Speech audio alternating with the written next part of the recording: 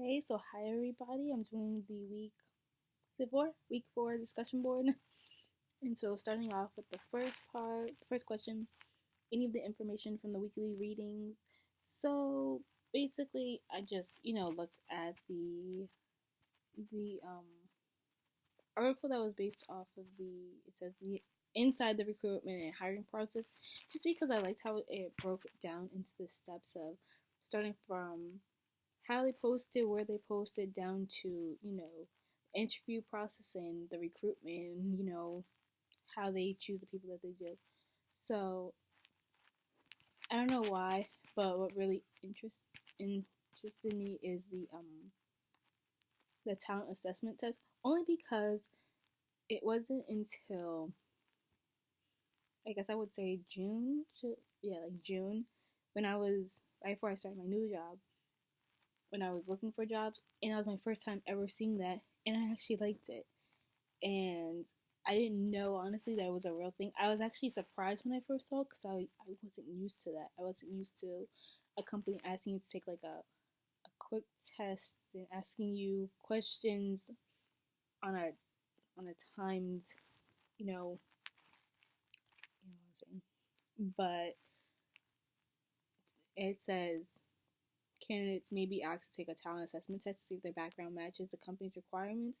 And honestly, I feel like a lot of jobs should do that, because it really makes you think. When I took that, like, I really was thinking, like, like, a part of it makes you think, how do they want me to answer? But then the other parts, like, just answer it how you would really go about in that situation. And I feel like it's probably a good way to really assess the candidate. I don't know, it's just my personal opinion. I just found it really interesting, and to know it was a real thing. Her name was interesting to me. Okay, other than that, the second part, have you ever experienced false advertising for a potential job? I did, again, while I was searching for jobs. I feel like the company may have not been putting out the right information, or at least miswording it. So, people got the wrong interpretation. So, especially like posting a salary, and you'd ask them, or you call, if they called you back in, they were talking about it, and they tell you one number and it's like a different number than what's posted, and you're like, what?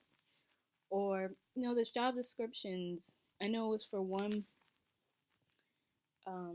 company, like, what they told me I would be doing was like, well, what was read online, and when I spoke to them, was kind of the opposite. Like, it was more so, taking people, having them check in, and they left out all the other parts where, you're also, because they lacked in employees, you're also doing maintenance and repairs, and, you know, getting things, being like personal assistant stuff.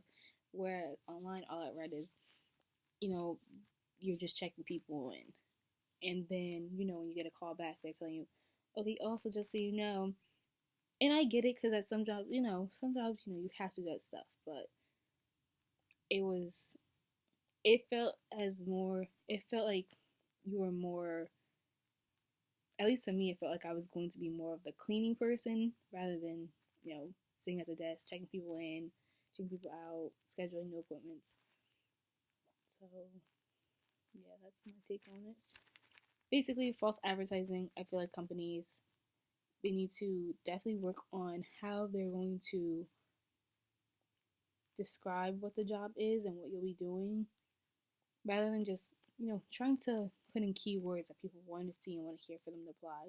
Like, tell the truth, so in that way, you know, you're not misleading others. And yeah, and plus, also a good way to look at that, I feel, also, what I do is looking at other employees' reviews on the company. That's how I also learned that it was false advertisement, because those reviews that they left would tell you, like, no, don't believe it. Like, I was doing all this and I left. Like, what they posted is not what their job is. And the third question, why do organizations use unstructured interviews despite their relatively low validity? I feel like they use unstructured interviews, one, because, at least for me, I noticed recently at my job, is it's time consuming. They say they don't have a lot of time. They have other things to do, so they just do an unstructured interview just because it saves time, and also because you get to actually learn more about the employee or the interviewee. You get to just have like a normal conversation. That's what it feels like when it's unstructured, when it's not, you know, looking for specifics. You're really just talking to them. And honestly, I'd prefer unstructured interview, just because I feel like I'm not under so much pressure. They're not looking for something so specific. It's more so just a conversation we're having, and they're asking me questions that they're just thinking of in that moment. And I don't know, that's just my personal take on it. But yeah, I think they do that just because, like I said, structured interviews are probably more time consuming. You have to think a lot more about what you want to ask and what you're really looking for, rather than unstructured. You know, I feel like it benefits both. So that's my discussion 3 board, and I hope everyone has a great Friday.